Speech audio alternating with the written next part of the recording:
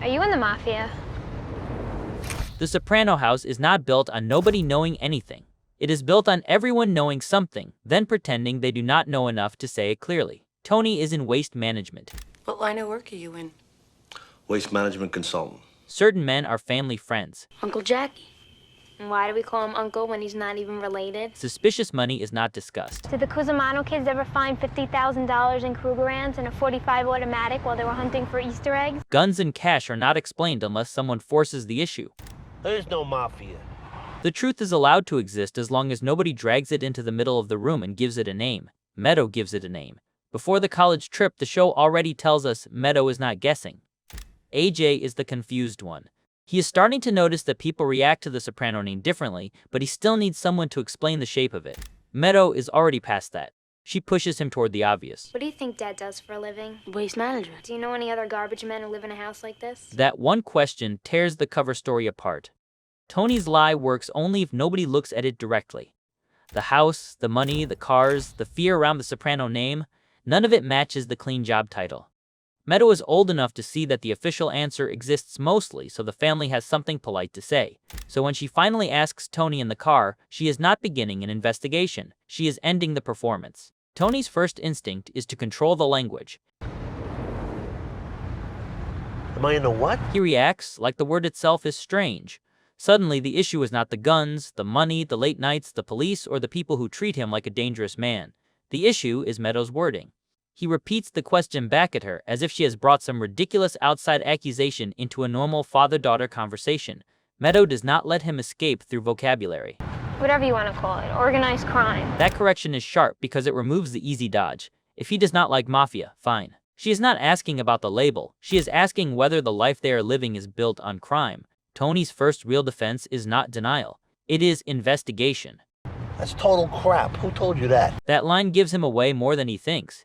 He is not reacting like a father who just heard something absurd. He is reacting like a man trying to find the leak. Because if Meadow heard this from somebody else, Tony can handle that. He can blame a classmate, a parent, some idiot at school, some outsider with a big mouth.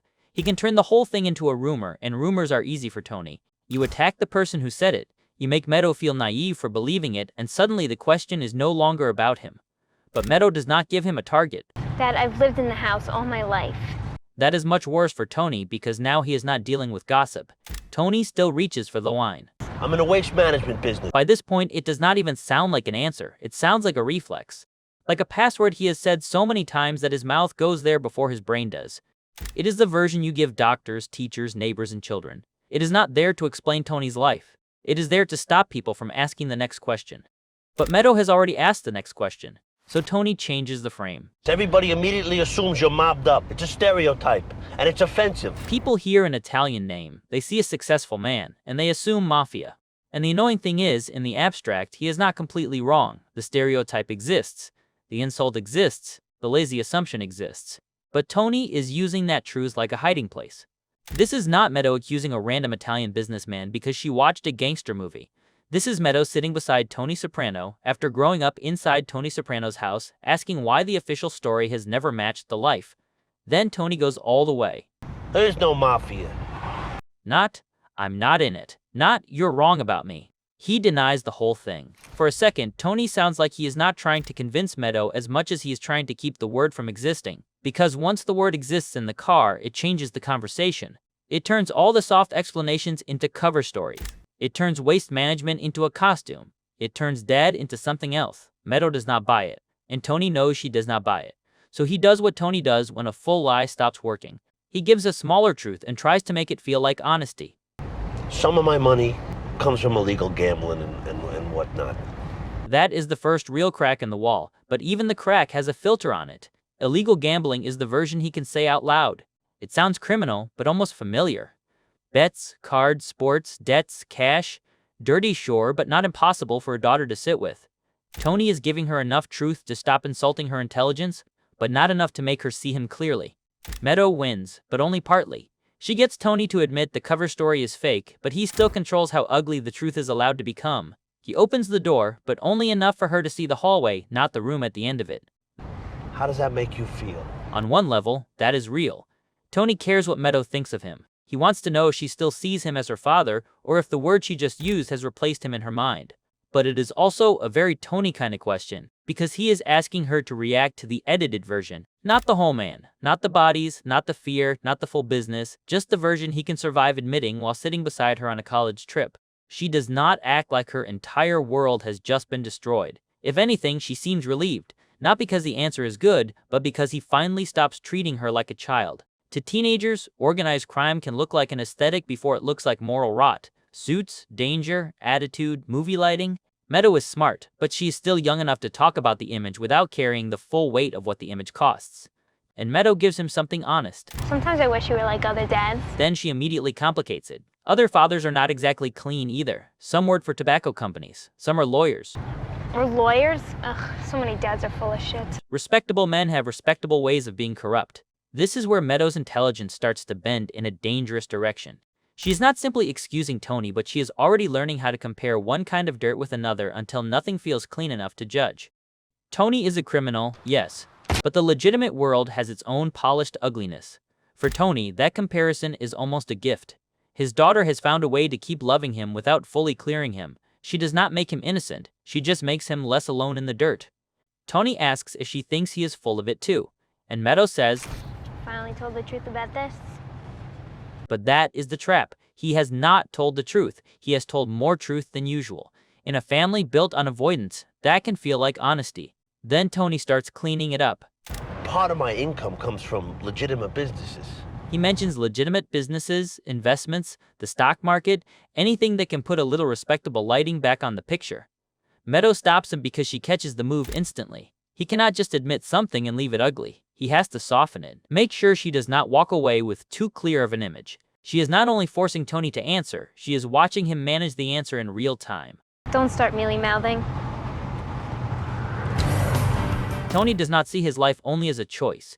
He sees it as the natural direction of the family he was born into. The strange part is that he can admit that and still want Meadow to escape it. He wants the old world for himself and the clean world for his daughter. A nice idea, except the old world is paying for the clean one. Meadow listens because she loves him. She is not reading an FBI file. She is looking at her father, the man driving her to colleges, the man worrying about her future. Once Tony becomes understandable, he becomes easier for her to forgive in pieces. Then Meadow gives him her own confession.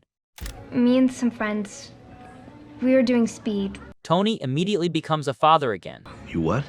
I'd have slapped the shit out of you. Where did you get it? The hypocrisy is almost impressive. Tony can sit there after admitting illegal gambling and a family history of organized crime, but his daughter taking something for exams is where civilization apparently collapses. The scene works emotionally because the honesty starts moving both ways.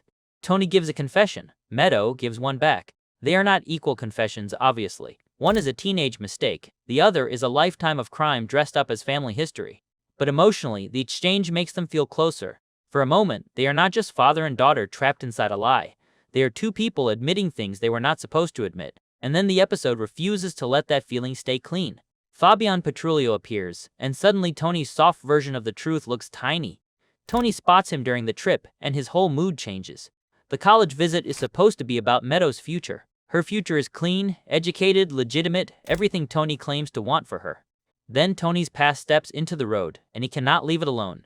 Meadow does not fully understand what she is seeing. The audience does. Tony starts calling Christopher. The father from the car conversation disappears. Now he is careful, focused, coded. He needs information. I'm not sure, but I think I just saw Fabian Petrulio. He needs to know whether this man is really who he thinks he is. This is not gambling. This is not a vague little whatnot. This is the machinery underneath. Old betrayal, witness protection, mob memory. Refresh my memory. Made guy, he flipped about 10 years ago and he got busted for peddling H. A man who tried to disappear and build a new life, only to have the past find him in a gas station parking lot. Fabian is not there to become the center of the story. He is there to define the word Tony skipped over. He is the whatnot. And whatnot. Then Meadow catches Tony using the payphone, and she knows something is off. She does not know the details, but she recognizes the rhythm. Tony disappears. Tony has an excuse. Tony acts casual in that rehearsed Tony way, which somehow makes him look more suspicious than if he panicked. She tells him not to lie to her. That line cuts because they just had the big honesty moment. He admitted something. She admitted something. They moved closer. And almost immediately, he is hiding again. Tony can talk about his life when the truth is vague, controlled, and emotionally survivable. But when the real business starts moving in the present, Meadow becomes someone he has to deceive. The sharpest version comes when he leaves her at the college interview and gives a harmless excuse. He has to go back for something. It sounds small, domestic, ordinary. Exactly the kind of excuse a father might give on a college trip. Behind that excuse, he is going to kill someone. That is the episode answering Meadow's question without Tony saying another word. Is he in the mafia? Watch what he does when she is not looking. He tracks Fabian. He confronts him. He punishes him by the rules of a world Meadow has never been allowed to fully understand. Tony is not just a man with some illegal money. He is a man who can take his daughter to see her future, leave her for a few hours, kill someone from his past, and return with a story ready. Where have you been? I went back to the motel. The restaurant had your watch? Yeah, I took it off in the bathroom when I was washing my hands. And when he comes back, he is dad again. That is the disturbing part. He does not return like a movie villain covered in evil. He returns as Tony Soprano, father of Meadow. He has explanations for the mud, the delay, the cut, whatever seems off. He expects the normal version of himself to resume the second he steps back into her world. But Meadow feels the gap. Dad, you're being honest with me, right? And Tony uses the honesty they shared earlier as protection. He makes it feel like the fact that he told her one truth should make her stop questioning the next lie. Partial honesty becomes a shield for deeper secrecy. By the end, Meadow knows more than she did before. She knows the waste management story is fake. She knows her father has illegal income. She knows her mother's denial is denial. She knows Tony lies, then gives a little truth, then lies again. But she does not know what the audience knows. She does not know that on the same trip where he helped her imagine college, he killed a man. Meadow gets the father's answer. The audience gets the mafia answer. The Soprano family does not survive because everyone is innocent. It survives because everyone learns where to stop looking. Carmela stops before the money becomes impossible to enjoy. AJ stops because he barely knows how to process what he sees. Meadow pushes further than both of them, but even she still wants a version of Tony she can love. Tony hides the mafia from his family not because he thinks they are stupid. He hides it because the full truth would ruin the roles they all need to keep playing. Provider, wife, daughter, son, normal family. The word mafia makes the room cold because it turns the house into evidence. It turns the money into blood. It turns dad into Tony Soprano. So when Meadow asks the question, Tony can only answer halfway. The episode does the rest.